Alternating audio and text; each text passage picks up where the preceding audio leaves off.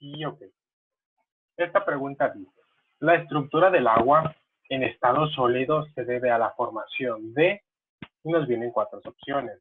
Opción A, puentes de hidrógeno, dipolo-dipolo inducido, fuerzas de Van der Waals y fuerzas de London. ¿Okay? ¿Alguna vez han escuchado hablar de alguna de estas 4? ¿O sabe qué significa alguna de ellas?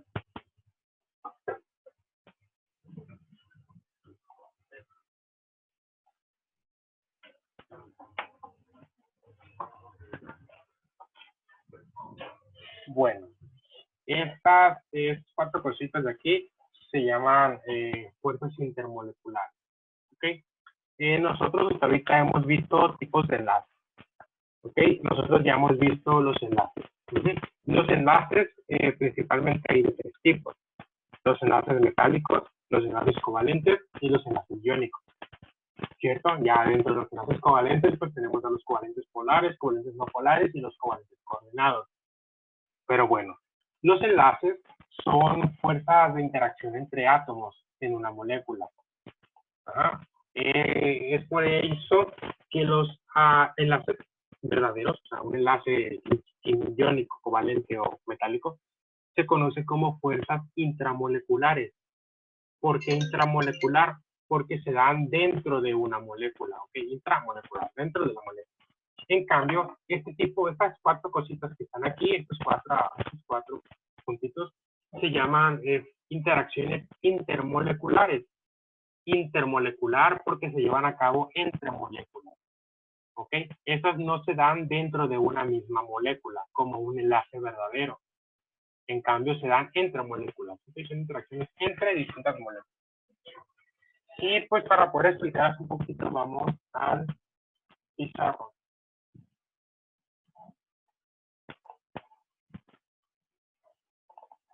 Muy bien. ¿Alcanzan a ver mi pantalla, el pizarrón? Sí, bueno.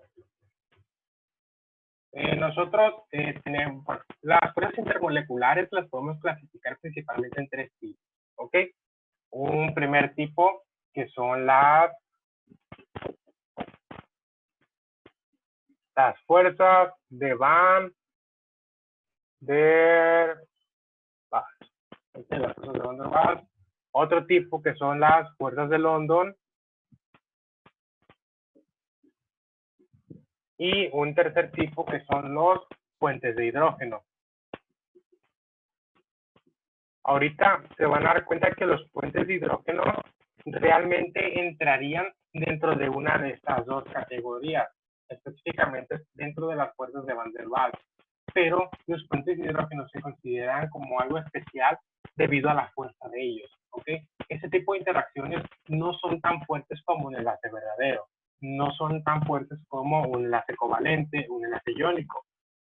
En cambio, un puente de hidrógeno pues tampoco es tan fuerte como un enlace verdadero, pero sí es más fuerte que este tipo de interacciones. Es por eso que estas interacciones las hace un poquito más especiales. Y además es más especial aún debido a la gran importancia que tiene la naturaleza. En primer lugar, le da las características particulares al agua. Y en segundo lugar, mantiene unida la doble hélice del ADN. ¿Okay? Son las 2 principales aplicaciones de este tipo de enlace. Pero bueno, vamos a ver primeramente qué son las fuerzas de Van der Waals. ¿Okay? Las fuerzas de Van der Waals se dan principalmente entre moléculas polares. ¿Ok? Entre moléculas polares. Las fuerzas de London se dan a diferencia en moléculas no polares. ¿Okay? Y los puentes de hidrógeno se dan en moléculas polares. ¿Ok? Al igual que las fuerzas de Van der Waals. ¿Cuál es la diferencia de los puentes de hidrógeno a las interacciones de Van der Waals? Bueno, que los puentes de hidrógeno necesitan una condición especial, una condición particular. ¿Cuál es esa condición? Que se llevan a cabo entre un hidrógeno de una molécula con un átomo electronegativo de otra molécula. ¿Okay? Un átomo electronegativo, un átomo electronegativo Bueno, ahí está electronegativo, pero pequeño.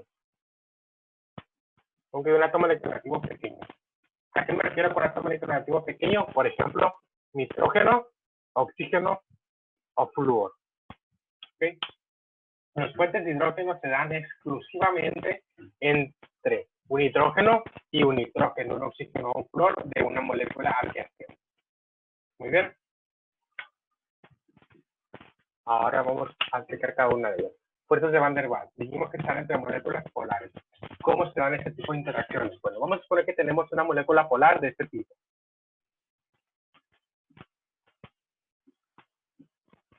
¿Ok? Tenemos un carbono con doble enlace a un oxígeno, tenemos un enlace a un R, un enlace a un R'. R y R' son, hace referencia a dos cadenas carbonadas diferentes. Por ejemplo, dos alcanos diferentes. Este grupito de aquí, carbono doble enlace a oxígeno, se llama grupo carbonilo. Y todo este compuesto, esta forma, esta estructura, es un compuesto que corresponde a la acetona, que es un compuesto orgánico llamado una acetona. Pero bueno, este compuesto es un compuesto polar. Vamos a poner que tenemos una solución con muchos de estos componentes, ¿ok? Tenemos muchas de estas moléculas.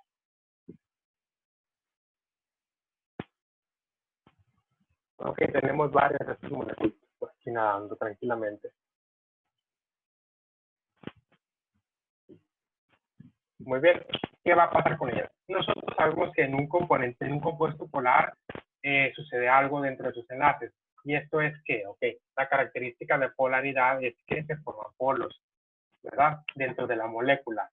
¿Qué significa eso? Ok, que la molécula siempre va a tener un átomo más electronegativo que el otro. Por ejemplo, en esta molécula, el oxígeno es más electronegativo que el carbono.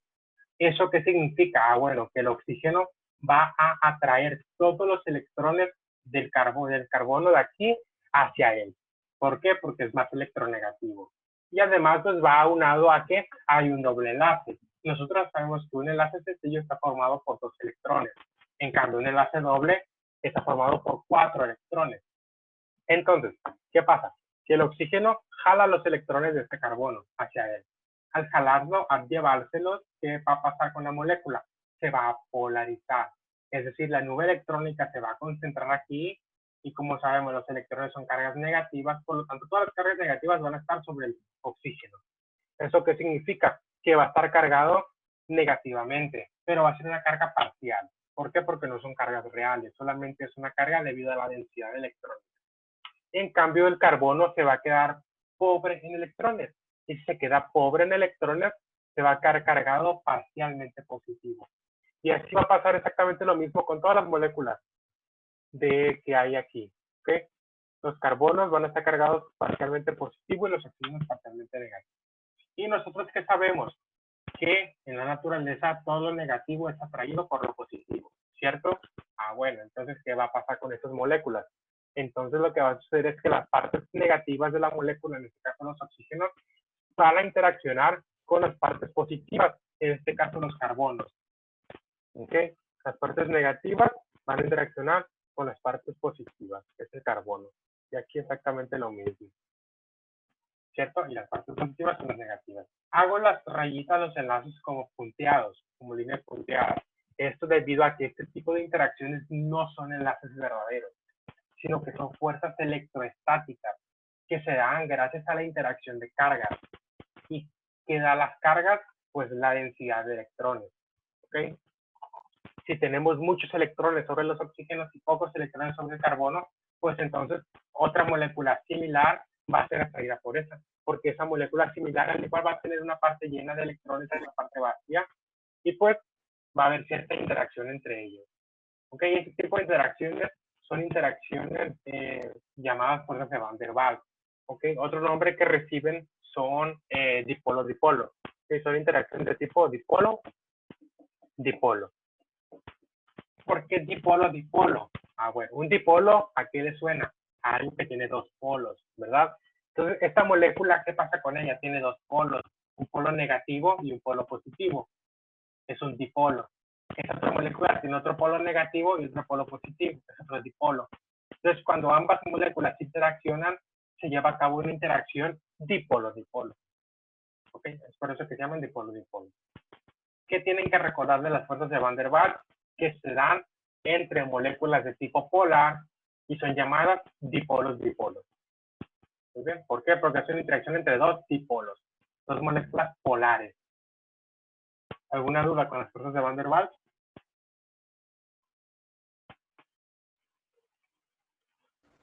No.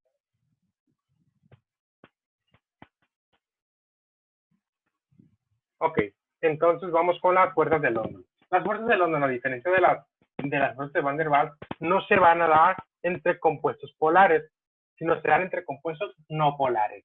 Por ejemplo, vamos a suponer que tenemos moléculas de cloro. Porque tenemos muchas moléculas de cloro, tenemos un recipiente lleno de cloro. Nosotros sabemos que el cloro es una molécula no polar, ¿verdad? Y esta sería pues su estructura, básicamente dos átomos de cloro unidos entre sí. Porque al ser un gas, se encuentra en la naturaleza de forma diatómica, se encuentra así, como dos átomos de cloro unidos. Bueno, al ser una molécula en la que sus dos elementos son iguales, ambos tienen la misma electronegatividad, por lo tanto es una molécula no polar, ¿verdad? Además de que pues es una molécula, si se encuentra simétrica, lo que lo confirma como una molécula no polar. Bueno, vamos a ver que tenemos muchas de estas moléculas, un recipiente lleno de cloro.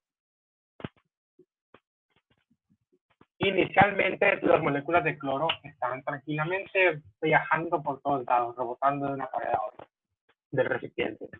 Y pues no están cargadas, porque son moléculas no polares. Tienen una compartición equitativa de electrones. Ah, bueno, es cierto. Pero ¿qué va a suceder? ¿Qué sucede si una molécula de cloro en un momento determinado se acerca a otra molécula de cloro? ¿Qué creen que suceda? Si una molécula de cloro se acerca a otra molécula de cloro. Como sabemos, todos los electrones van a estar nadando tranquilamente, ¿ok? Sabemos que el cloro tiene 8 electrones de valencia, 7 electrones de valencia y estos 8 electrones de valencia. Muy bien, entonces este otro cloro también tiene esos electrones ahí tranquilamente nadando. Están repartidos equitativamente. Pero cuando dos cloros se acercan, dos moléculas de cloro se acercan, ¿qué va a pasar con ellas? Vamos a suponer que este plumón es una molécula de cloro, ese plumón es otra molécula de cloro. Están tranquilamente rebotando, pero en un momento determinado una de estas se acerca a la otra. ¿Qué van a pasar con sus electrones?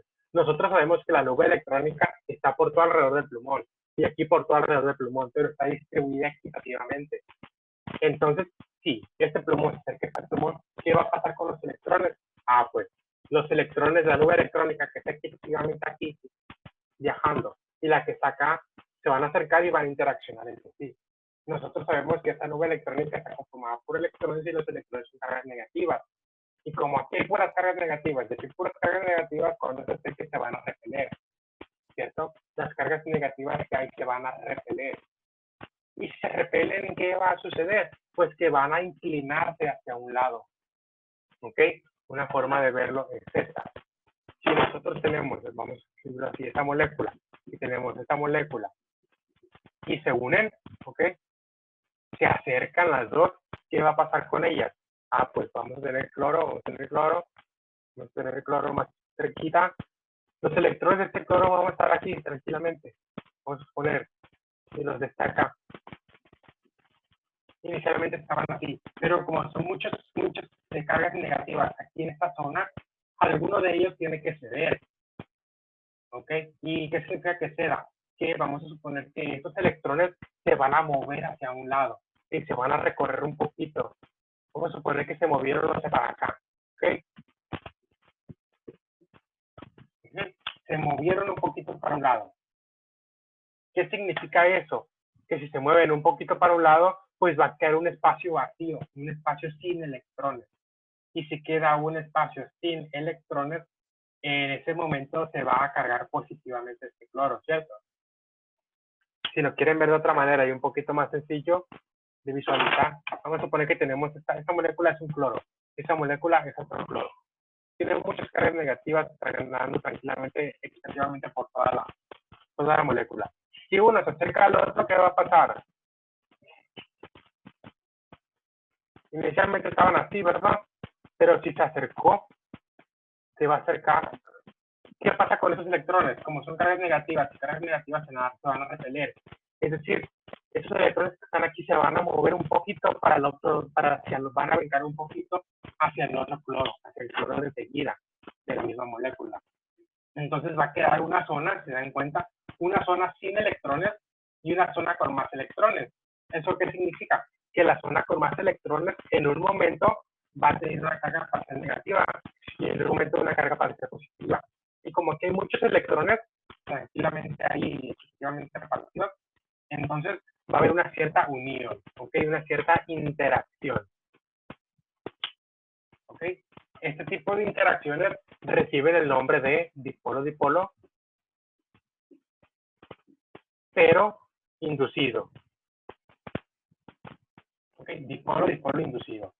¿Por qué inducido? Porque originalmente las moléculas, al ser no polares, pues no son dipolos. Pero cuando una de ellas se acerca a otra, entonces en un momento determinado, ojo, no siempre sucede, pero sucede en cuestión de milisegundos, o sea, no dura tanto como esas moléculas que siempre están polarizadas, no, se van a polarizar por cuestión de milisegundos. Entonces se van a formar dipolos instantáneos, o sea, se van a inducir los dipolos. ¿Okay? Es por eso que recibe el nombre de dipolo inducido. Cuando se induce el dipolo, se lleva a cabo la interacción electrostática. Pero al mismo tiempo, esos electrones se regresan porque otro cloro de acá chocó por aquí. Entonces se regresan y lo empujan y el cloro se va. Si regresa otro, choca, se mueve, se unen y así se la llevamos. Son dipolos instantáneos. Además de dipolo inducido, se le llama también dipolo instantáneo. Entonces, fuerzas de London se lleva a cabo entre moléculas de tipo no polar y recibe también el nombre de dipolo inducido o bien dipolo instantáneo. ¿Por qué? Porque se da entre dos dipolos, pero los dipolos son inducidos. Originalmente no existían estos dipolos. Muy bien. ¿Alguna duda con las fuerzas de London?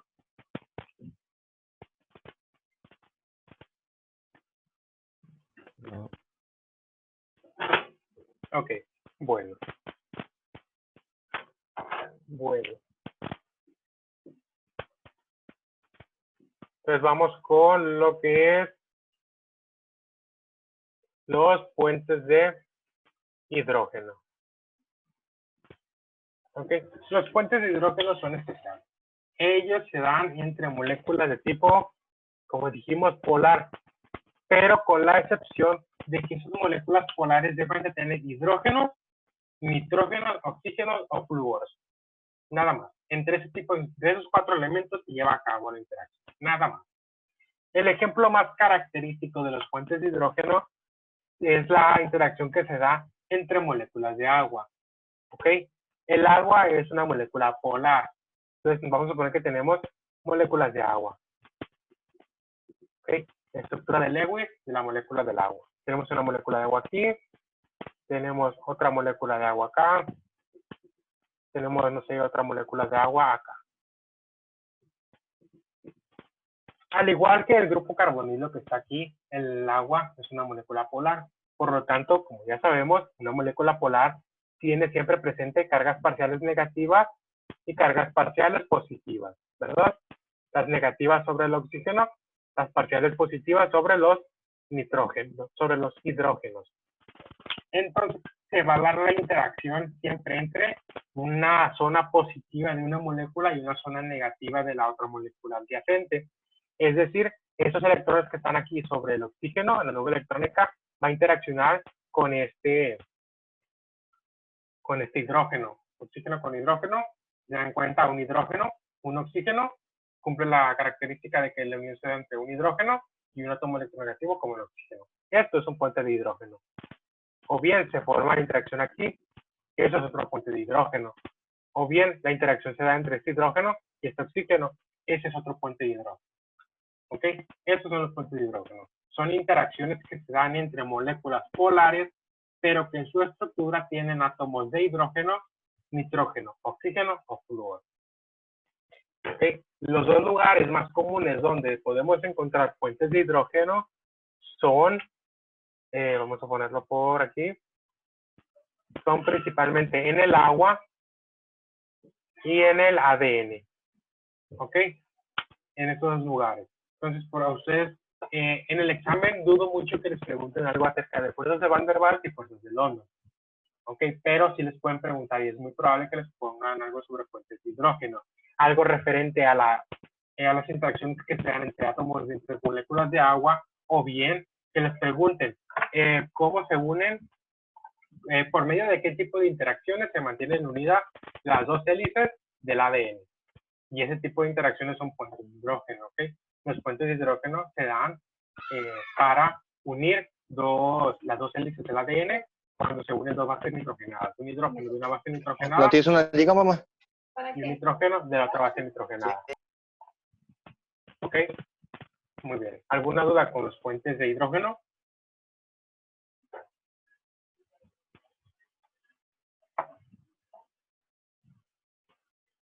No. Bueno. Entonces, si nos regresamos a la pregunta, porque a lo mejor nos perdimos mucho, nos regresamos a la preguntita, era la estructura del agua en estado sólido se debe a la formación de y pues de hidrógeno, dipolo inducido, fuerzas de Van der Waals, fuerzas de London. Dijimos que de abajo para arriba, las fuerzas de London se daban entre moléculas no polares, ¿verdad? Y sabemos que el agua es una molécula polar. Las fuerzas de Van der Waals se dan entre moléculas polares. Polar. Exacto. Ajá, entonces puede que exista la respuesta. Los dipolos inducidos es otra forma de llamar a las fuerzas de London, ¿verdad? Siempre que vean dipolo inducido, la palabra inducido o la palabra instantáneo, es porque originalmente no eran dipolos, sino que se polarizaron gracias a la ayuda de otra molécula. Entonces, los dipolos inducidos son fuerzas de London, se dan entre moléculas no polares.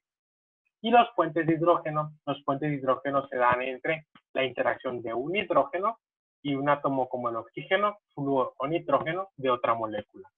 Entonces, siempre las uniones que ayudan al agua a mantener sus propiedades son los puentes de hidrógeno. Muy bien. ¿Alguna duda con esta pregunta o seguimos?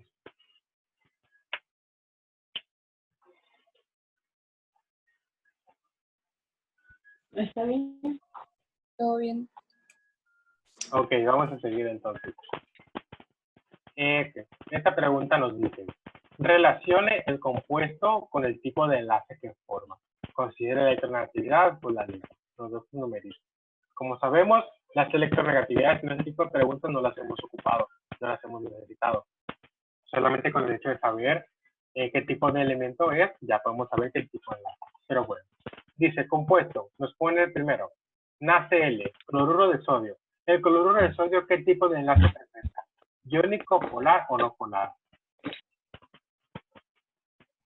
¿Iónico? Exacto, el cloruro de sodio es un compuesto que se forma por la unión de un metal y un no metal. La unión de un metal y un no metal es un ejemplo de un enlace iónico. Entonces, 1A. Vamos a ver dónde hay 1A, la opción A y la opción B. Podemos descartar la C y la D porque nos dicen 1A. Pero vamos viendo, HF. HF es el ácido fluorhídrico. ¿Ok? Es un ácido que se forma por la unión de un halógeno e hidrógeno. Este es un hidrácido. Entonces, el ácido fluorhídrico, ¿qué tipo de compuesto es? ¿Polar o no polar? Polar. Exacto, es un compuesto polar. ¿Por qué? Porque se forma primeramente por dos no metales, lo que lo hace un covalente, que puede polar o no polar, y en segunda por la diferencia de electronegatividades que hay entre ellos. Si vemos los numeritos para estar más seguros, el flúor tiene una electronegatividad de 4, el hidrógeno de 2.1, es muy diferente, por lo tanto es un compuesto polar. Sería 2B. Vamos a ver, la opción A dice 2B, entonces la opción A por descarte sería la opción correcta. Y vamos a ver la 3, F2. F2 es el flúor molecular, el flúor que encontramos en la naturaleza, como gas diatómico. ¿Okay? Nosotros hemos dicho que siempre que se vea una molécula de tipo diatómica, siempre va a ser una molécula covalente no polar, porque como sus elementos son iguales, son idénticos, entonces las electronegatividades de ellos son las mismas, además de que es una molécula simétrica. Por lo tanto es no polar. 3. Es la opción A, que es la opción correcta. ¿Alguna duda? No. Muy bien, bueno, con la otra. Esta dice, las sustancias, rayita, poseen elevados puntos de fusión y ebullición debido a la fuerte atracción de sus moléculas, en contraste con las sustancias rayita, que en general poseen mala conductividad y bajos puntos de fusión y ebullición debido a la diversidad de atracciones que existe entre sus moléculas. Vamos viendo, para la primera oración nos da la opción iónico, metálico, covalente, covalente. Vamos viendo. Las sustancias poseen elevados puntos de fusión y ebullición.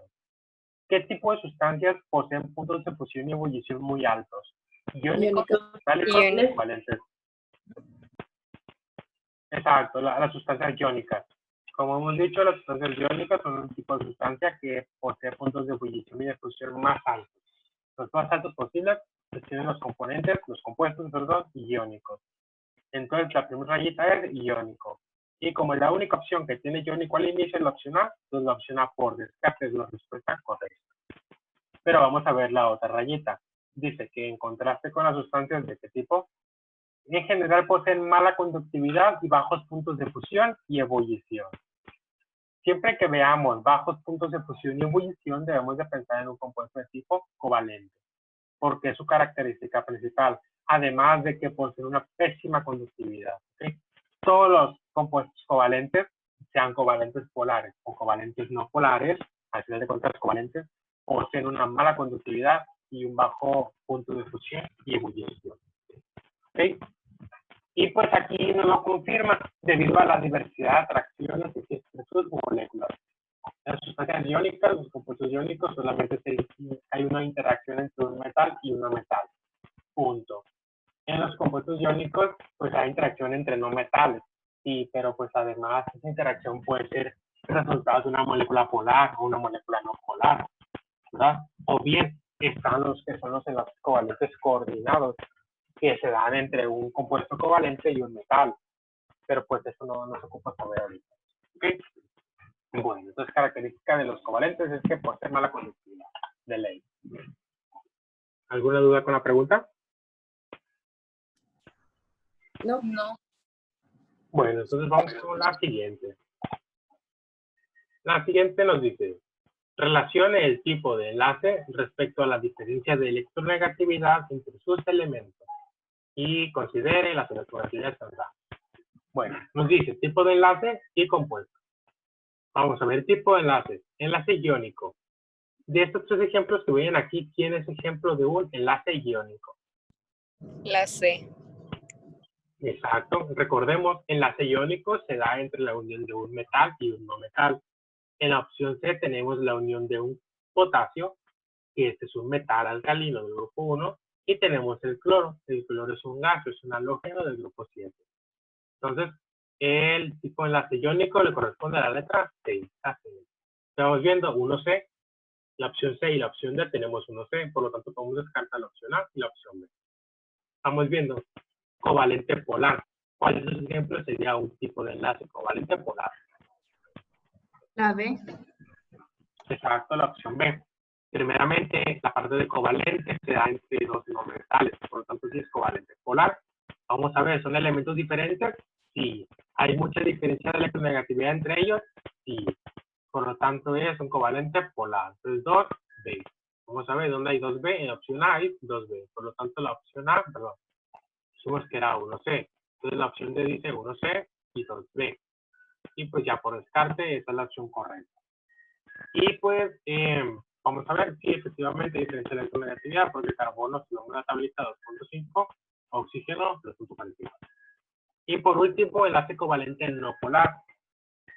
Pues recordemos, covalente entre no metales. No polar significa que la diferencia de electronegatividades entre ellos debe de ser mínima, o bien debe de ser entre átomos idénticos, o bien debe de ser una molécula simétrica. Y pues, ¿cuál de estas cumple con las características? La opción A, ¿verdad? Entre átomos idénticos, por lo tanto, la misma electronegatividad. Pues covalente no polar es la opción A. Muy bien. ¿Alguna duda con esta pregunta? No, muy bien. Perfecto, entonces continuamos. Esta pregunta dice, relacione los enlaces con su tipología de acuerdo con su diferencia de electronegatividad y nos da la electronegatividad. Si dan cuenta, es idénticamente, es muy parecido, prácticamente lo mismo. Nos pide hacer lo mismo. Dice tipo de enlace y ejemplos. Vamos a ver. El tipo de enlace iónico, ¿a qué compuesto le corresponde? La C. Exacto, el mismo razonamiento, ¿verdad? Iónico, metal, no metal. Vamos a ver, opción C, potasio, no metal, flúor, metal. Por tanto, 1, C. Vamos a ver dónde hay uno C. Y vemos que el único lugar donde hay uno C es la opción D. Por lo tanto, la opción D por descarte es la opción correcta.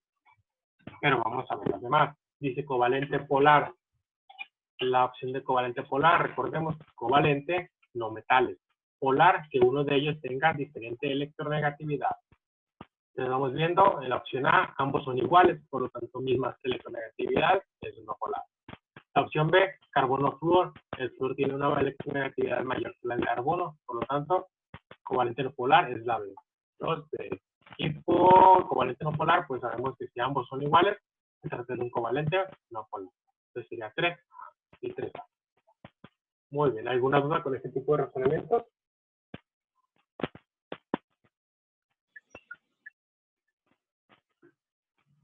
No, muy bien, continuamos. Aquí nos dice, relacione el tipo de enlace con sus propiedades. ¿Sí? Básicamente nos dice, ok, nos da propiedades, 4 características, nos da 2 tipos de enlace, quiere que le pongamos 2 a cada uno. Vamos a ver la primera propiedad. Dice, el sólido fácilmente forma redes cristalinas. ¿Qué tipo de compuestos son? ¿Los iónicos o los covalentes? Exacto, los compuestos iónicos. Ustedes siempre que escuchen la palabra compuesto iónico y no sepan sus características, piensen en un ejemplo. Por ejemplo, el más común, la sal de mesa, el cloruro de sodio. Y traten de imaginar sus características, cómo se ve y por lo tanto qué debería pasar si hago esto o si hago esto otro. Y nosotros sabemos que si tenemos sal de mesa, es cristalino, ¿verdad? Entonces la característica principal de los compuestos iónicos es que son compuestos cristalinos. Forman redes cristalinas, forman cristales. Entonces la opción 1 es A. Vamos a ver dónde hay uno A. La opción A, B y C, todos tienen uno A. Entonces descartamos la opción D, porque no tiene uno A. Vamos a ver la segunda propiedad. Dice, presenta bajos puntos de fusión y ebullición. ¿Quién es? ¿El iónico o el covalente? Covalente. Covalente. Exacto, covalente. Los compuestos covalentes, siempre traten de recordarlo, tienen puntos de fusión y ebullición muy bajos, además de que son pésimos conductores de electricidad y de calor. ¿Sí? Entonces, covalente, la opción 2, B. Vamos a ver dónde hay 2B, la opción B y la C. Entonces, descartamos la A también. Ya tenemos entre dos, nada más. Vamos a ver la propiedad C. Dice, es mal conductor de electricidad. ¿Quiénes son malos conductores de electricidad? ¿Los iónicos o los covalentes? Covalentes. Exacto, los covalentes. Entonces sería 2C. ¿Dónde hay 2C? En la opción C. 2C. En la opción C sería nuestra opción correcta por descarte. Pero vamos viendo la última propiedad. Dice, sus átomos tienen diferente electronegatividad. ¿Quiénes son? ¿Los iónicos o los covalentes? Iónico. Ok, hay que tener un poquito de cuidado. ¿Por qué? Porque hasta ahorita nosotros, ¿cómo hemos sabido si se trata de un compuesto covalente polar o un covalente no polar? Pues viendo las diferencias de electronegatividades entre sus elementos, ¿cierto? Decimos, ok, si hay diferencia de electronegatividad, se trata de un covalente polar. Si no, de un covalente no polar.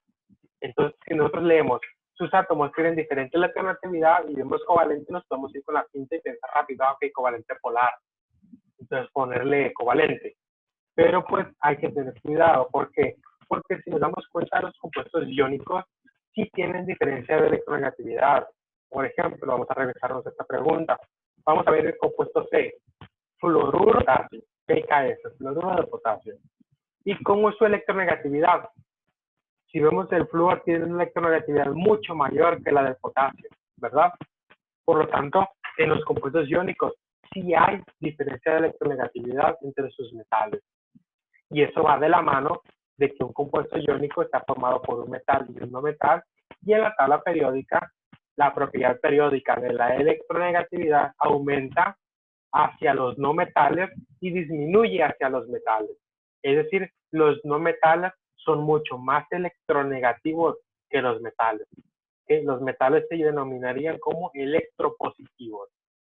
Es decir, si un no metal tiene la tendencia a quitarle los electrones a un metal, el metal tiene la característica de donar sus electrones. Eso se llama electropositividad. Entonces, sí, los iónicos tienen diferencia de electronegatividad. ¿Alguna duda con esta preguntita? No. Muy bien. Vamos a la siguiente. La siguiente dice, ¿cuál es la concentración porcentual de una solución que contiene 380 gramos de agua con 20 gramos de ácido acético? Y nos da 2%, 5%, 10%, 20%. Aquí pues ya tenemos que hacer un pequeño cálculo para poder resolverla, ¿ok? Según me marca esta cosita, ya queda menos de 1 minuto. Lo que podemos hacer es, voy a cerrar la sesión, pero vuelvan a entrar para completar este ejercicio y otros más. Otro de pérdida, otros 2. ¿Les parece? Está bien. Muy bien, entonces pues, la voy a cerrar y se vuelven a meter. Link. Entonces ahorita los espero.